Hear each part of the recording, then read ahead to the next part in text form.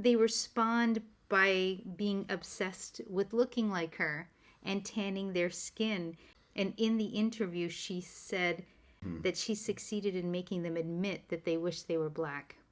And that's very far ahead of the game, because you're talking 1920s. You're talking about a woman who left as a teenager 1920s because she was Europe. afraid of being killed into an audience where they want to look like her. Yeah. What a mind meld.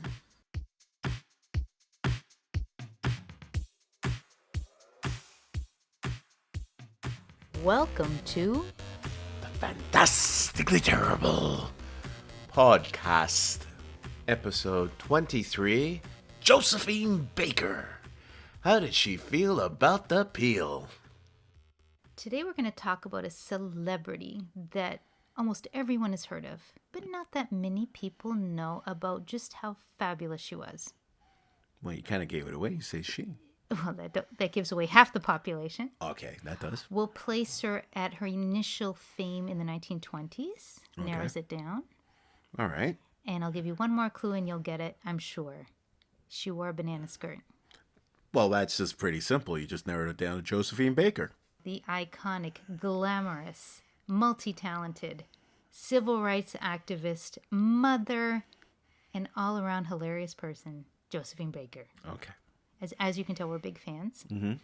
Part of what inspired this show was I received some amazing news. Tell us. I like to make toys with yarn. Yeah, you're fantastic at it. Thank you. I usually do it just for my kids, friends. Sometimes I sell them, but normally I make them to give away. And I have a lot of free patterns. Mm-hmm. And I made a little cute crochet Josephine Baker in her banana skirt. Mm-hmm. And I posted it on Instagram. And a wonderful lady from the Château des Milandes contacted me and said she would like to buy some to put in the gift shop. Now, the Château des Milandes is the beautiful castle where Josephine Baker used to live with her children. That's fantastic. I'm still speechless that my little Josephine Baker, my petite Josephine, as I like to call her, is going to be in the gift shop. Mm-hmm. In the home where she used to live. That's funny. It's totally fabulous. That's funny. And now I'll get back to the topic of our show. Okay. Which is Josephine Baker. Which is Josephine Baker. Is most known, as we mentioned, for being a glamorous showgirl who wore her most famous banana skirt in the 1920s and 30s. But she is so much more. She won the Croix de Guerre for her part in the French Resistance during World War II. She was a nurse and a pilot for the Red Cross as well during World War II. She was the only female speaker at the March on Washington in 1963 with Martin Luther King Jr. And she was a mother and a hero and an activist with courage and a sense of humor. Yes. What's not to love? Frida Josephine McDonald was born in 1906 in St. Louis, Missouri. And coincidentally, my dad's side is from East St. Louis. But even though she was born in Missouri, she actually lived in East St. Louis for some time. Mm-hmm. And how do we know this? In her autobiography, she talks about, or describes the 1917, they call it race riots of East St. Louis. I don't like the word race riots, more like race massacre. That happened in East St. Louis.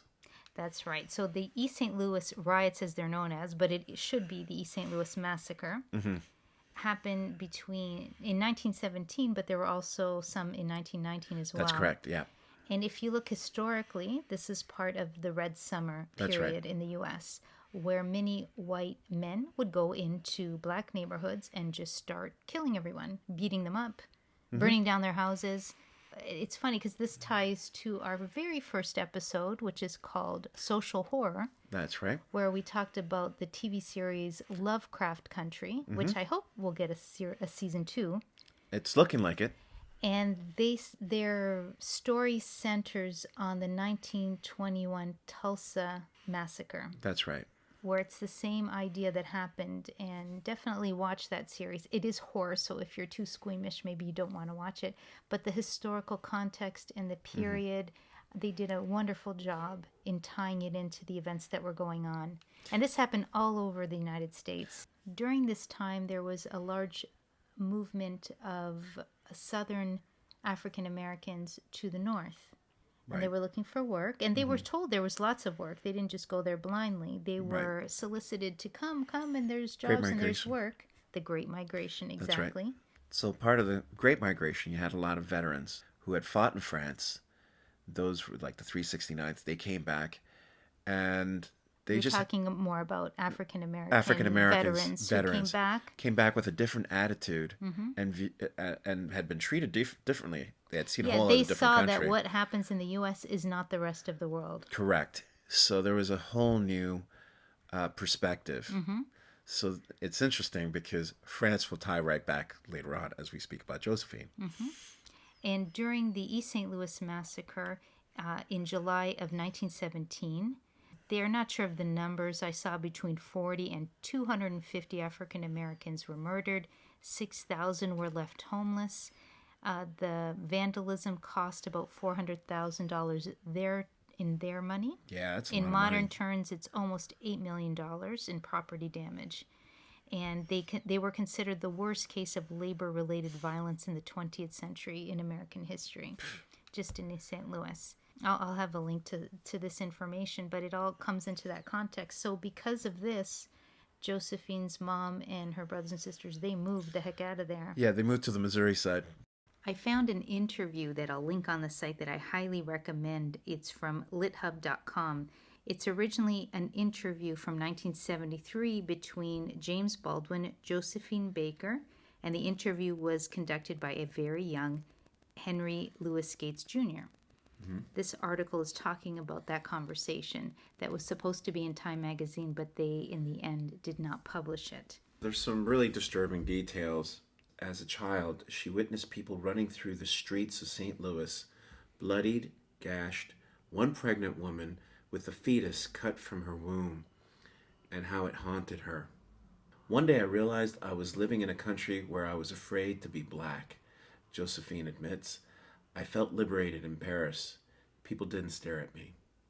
To help support her family, at the age of 8, Josephine started cleaning houses and babysitting. At 13, she was a waitress in a club, and she got married and was divorced quickly, soon afterwards. It's crazy. And then at that time, when she was in her teens, she started dancing. In 1919, she performed with the Dixie Steppers. And in 1921, she married Willie Baker. Yes, and this is where she gets the last name Baker. That's right. So she was born Frida Josephine McDonald. McDonald. And then she takes on the name Josephine Baker. So in 1923, she landed a role in the musical Shuffle Along as a member of the chorus. That's where she put her comic touch, and Yeah. audiences absolutely loved it. She began performing in New York City. She performed in Chocolate Dandies and the Plantation Club, and she was always a crowd favorite.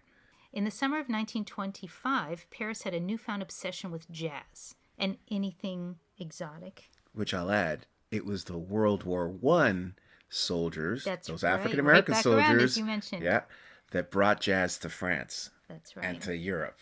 Yes, and it was introduced ironically by a man by the name of James Reese Europe, and I crack up Because it was it's Europe and he introduced jazz to Europe. And that's true. Yeah. People flocked to see Josephine perform at the Théâtre des Champs-Élysées, and she did her famous act where she descended from a palm tree wearing her now famous banana skirt. She became the biggest black female star in the world overnight. She was also the first black woman to star in a major motion picture. In 1927, she was in the film Siren of the Tropics. In 1934, she starred in Zuzu. It was a French film, Yeah, and she performed it all in French. yeah. So this was another reason why French audiences adored her, because she was beautiful, she had a sense of humor, very charismatic, and she learned French. Yeah. And they were very appreciative of that. And she had records here, she had movies. Her humor was part of her, a large part of her charm. Absolutely. You know, Yeah. a lot of the things that she did was openly tongue-in-cheek. So being the huge celebrity that she was at this time, just like now, she had her own line of beauty products. She had Baker Fix hair pomade for that slicked down look. Which came from her accidentally over-perming her hair and getting a few, like, bald spots. Oh, poor thing. So she ended up slicking it to make it look, To give it that cover it, look. to Yeah, cover to the cover it. patches. And that causes a whole trend.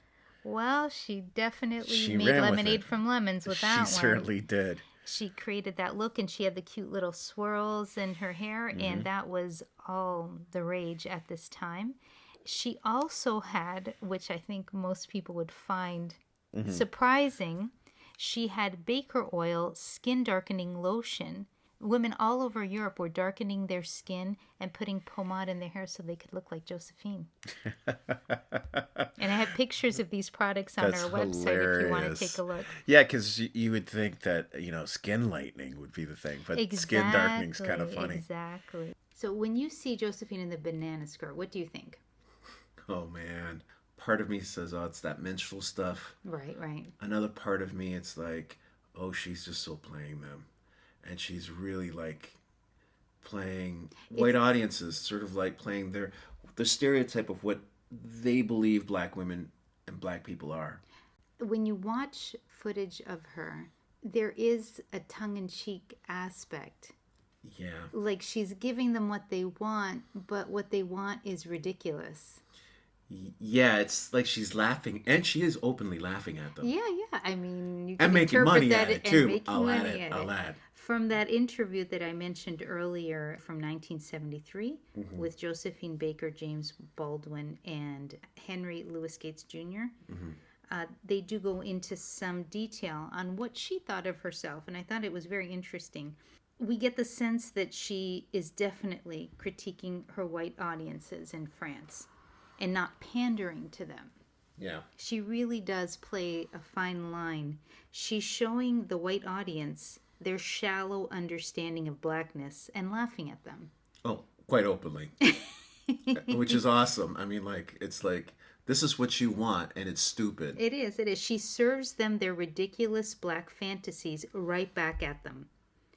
And then, as we mentioned with some of her skincare products, they were spawned by being obsessed with looking like her and tanning their skin. And in the interview, she said that she succeeded in making them admit that they wish they were black. Yeah.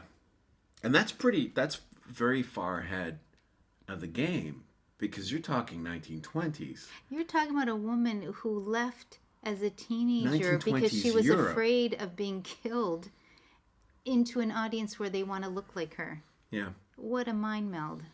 She's ahead of the game. Today we talk about, people wanting to have large lips, large butts, and all this other stuff is imitating us, our culture and everything else. She's doing the ultimate Jedi mind trick and getting paid. When World War II broke out, Baker, who had become a French citizen, and she actually renounced her American citizenship, she joined the French resistance. She helped to smuggle refugees, and she carried messages between Europe, North Africa, the Middle East, everywhere she traveled. And they were written in invisible ink on her sheet music. One thing that has to be understood, too, because when the Nazis came in, who were very much inspired by Jim Crow, I'll add, they were putting African Americans in camps from Paris. The reason they didn't touch her is because she was so popular. She had been so popular in Germany that they knew that there would be an uproar if they touched her. So she had I guess you could say, a little bit more of a ledge than many of us because of her celebrity status. This is why she became the perfect spy. Absolutely. They said that she even smuggled secret photos of German military installations out of enemy territory, and she would pin them to her underwear so she could smuggle them out. This was invaluable intelligence, and it helped Baker to actually rise to the rank of lieutenant in the Free French Air Force. And the Air Force we need to talk about now. That's right. So during World War II, along with being a spy, that a lot of people have heard of that she was a spy, she also volunteered at the Red Cross. She did work as a nurse there, And with her own plane, she was a pilot. That's right. And she would transport supplies that were necessary. Right. Interestingly enough, there was another black woman pilot that came here, Bessie Coleman. Bessie Coleman. Who also inspired Josephine. And she could not get her pilot's license in the U.S. No, she couldn't. And had to come to France. That's correct. Bessie Coleman. And she was inspired by another African American that came here, the first black fighter pilot, Eugene Jacques Bullard. Mm-hmm. And he got his license in France as well. Oh, he And got what year Le was Croix he? de Guerre avec Palme. He was World War One. World War I. He was one of the top flying aces. Right. He was called the Black Swallow of Death. And I think if you kind of put this all in context, a lot of the veterans who went back to the United States from Europe, Right. the status quo, the white supremacist Structure of the United States wanted to smack them back down. Yes. Actually, a lot of those Confederate statues go up at that time. Like, it's tied together. There was a reason for the backlash because they were coming back and they saw, actually, we don't have to live like this. That's right. Throughout her life, Josephine was involved in the civil rights movement back in the U.S. as she traveled. Yeah. Even though she renounced her American citizenship, she still cared about what was going on stateside. Absolutely.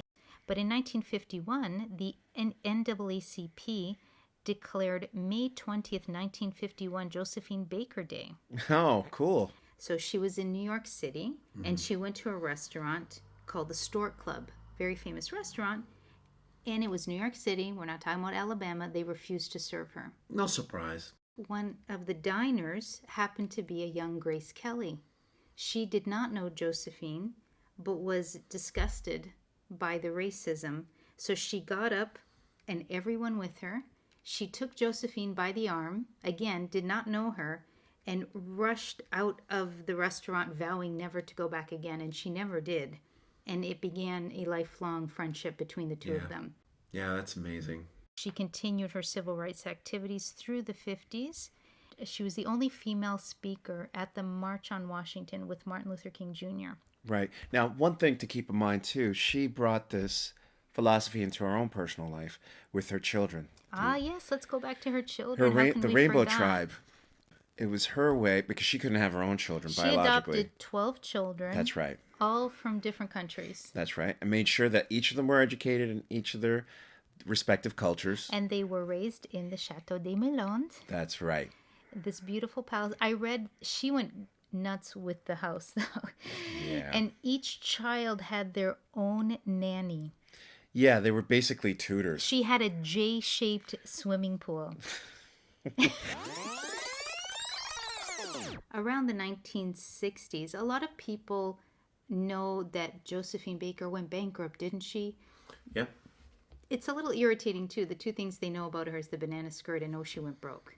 Yeah, they don't But know that's if it's such the worst so stuff. limited. Like in the 50s, she went back to the States and would do benefit concerts. She was really a part of the civil rights movement, which is why she was at the March on Washington. And in the 60s, she ran into some financial difficulty. And her friend Grace Kelly came in to help her. She helped sort out some of her finances and offered support and a villa for her and her children. Remember, she has like 12 children to take care of until she got her feet back on the ground. And mind you, at this time, it's no longer just Grace Kelly. It's Princess Grace Kelly of Monaco. At this time, that's right. She was married and living in Monaco. So, a villa was something doable for her. Well,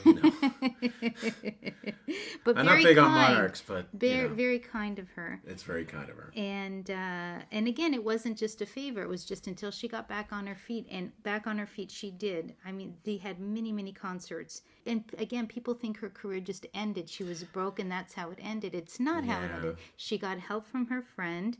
In 1968, she was already doing concerts again. She was at Carnegie Hall in 1973. She did performances at the London Palladium. In 1974, she was at Gala du Cirque in Paris. And then she had her famous 50th anniversary concert in 1975. And that was financed by Grace and the Prince of Monaco and Jackie Onassis. Interesting. So her final concert was, or series of concerts it was supposed to be, was Josephine à Bobino. And Bobino was a revue in Paris. And it was supposed to be a retrospective of her career. Of course, it was a smashing success. She had celebrities from... There were so many people, they had to have fold-out chairs. In the audience were people like Sophia Loren, Mick Jagger, Diana Ross, Liza Minnelli, of course, Grace Kelly, And what's Jackie interesting is that a Onassis. lot of the young people here sort of saw Josephine as their grandparents. But when they heard Mick Jagger was going, that all of a sudden got the youth going, wait a second, who, Mick Jagger's going to go see Josephine Baker? Yes, so just to point that out. Yeah, and it was huge. It did fantastically well. And I suppose it's bittersweet. 4 days later... As life is. That's right. 4 days later, Baker was found lying peacefully in her bed, surrounded by newspapers with glowing reviews of her performance. Yeah, she had a stroke. She had a brain hemorrhage. Brain hemorrhage, yeah. And she died today, which is the day that we're recording. Strangely, on April... we did not even plan this. We didn't plan this, but... It just sort of worked out. She died on April 12th, 1975. When she dies and when the funeral takes place, thousands of people just pour onto the streets to say goodbye to Josephine Baker. The funeral is held at Madeleine, Église de Madeleine, which has some interesting history, but I won't go into it now. It's right in central Paris. It's kind of across the avenue from Where the Place obelisk de la is, Concorde. it's like direct opposite from the Ensemble National, National Assembly. So it was huge. It shut down 100,000 Paris. people showed up to say goodbye, including Grace Kelly and many of the other people. And the military gave her a 21-gun salute, the only American woman who's gotten that. And The we're only- not sure if it's the only woman. It's the only woman. Yes. Yes, because It was a huge event here in there- Paris. from rags to riches. I mean, if you think of her story and you think a 13-year-old girl living in East St. Louis, and you were able to go... Escaping massacres. And if you're able to go in a time machine and you were to say, hey, you're going to be this huge international star, she'd probably think, you're crazy. I just saw these I know. people Or do all maybe this stuff. she would have smiled and said, Or maybe why she would not? have smiled, but just... I mean, she was so strong-willed. When I'll have links to many, many interviews and performances with her on our website, and it's amazing to see her. It's beautiful to see her speak English and French so effortlessly, and she's so elegant. And I love that she goes counter to all the images when she's in the U.S. I would hope that the Rainbow Tribe is something that would be extended to the world. That it's an example of her family could be all of us as a family. And I think that's a wonderful thing.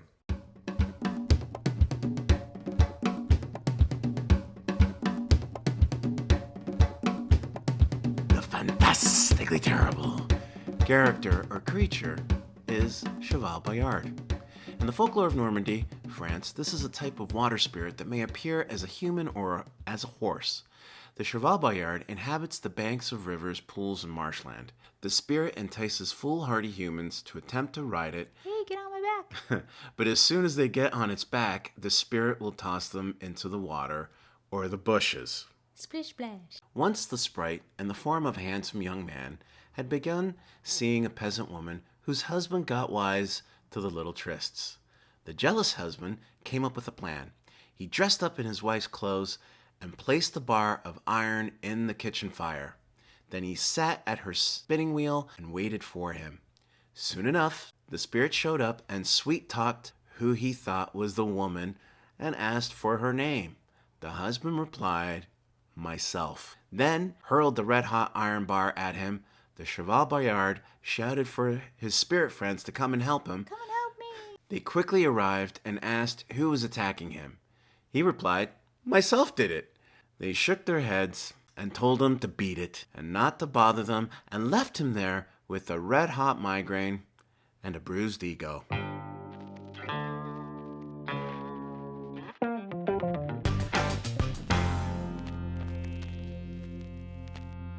Last week, during episode 22, Release the Tangents, we promised to reveal the number of tangents Miguel had. Miguel, what's your guess? 5. No, it was a lot more than 5. 12? I love your face. No, it was higher than 12. You did quite well. I did. If this was a test on tangents, you would have scored A+. Was I like the maestro of tangents? You were the maestro, yes. Okay, so 18? The correct answer is 26. Wow. I'm really scatterbrained. But it was all interesting. We stayed within the realm of comparative mythology. So Okay. if you have not heard that podcast, we encourage you to go back to episode 22 I have and a listen to them all. question. Because it actually meandered in a very interesting way. I have a question. Go for it. Can we release the tangents again? A part 2. Release more tangents. Release more Release the tangents. Kraken. It's like, who let the dogs out? You're doing it again. Yes, I am. You're Sorry. doing it again. Sorry. That's it for today. 7 Robots, Fantastically Terrible. Podcast is by Miguel Guerra and Susie Diaz. Our theme song is by Susie. We'd like to thank all of our followers and subscribers. We really appreciate it. To really help support our podcast, please leave a comment on YouTube, on SoundCloud, and especially on iTunes. This helps others to find us, and if you leave a comment, we can see your name and personally thank you live on the show. For more information on this episode, including links to everything we've referenced and lots of video clips of Josephine Baker, please visit our website at www.7robots.com/podcast. Remember to check out Ghost Metal, our free Webtoon comic. Watch each week as we serve you sci-fi and horror stories on a macabre menu of detestable delights. Then we'll reach into the dark parts of our collective unconscious for dessert. A new episode is up every Friday for your abhorrent amusement. Thanks for listening, and we'll see you next time!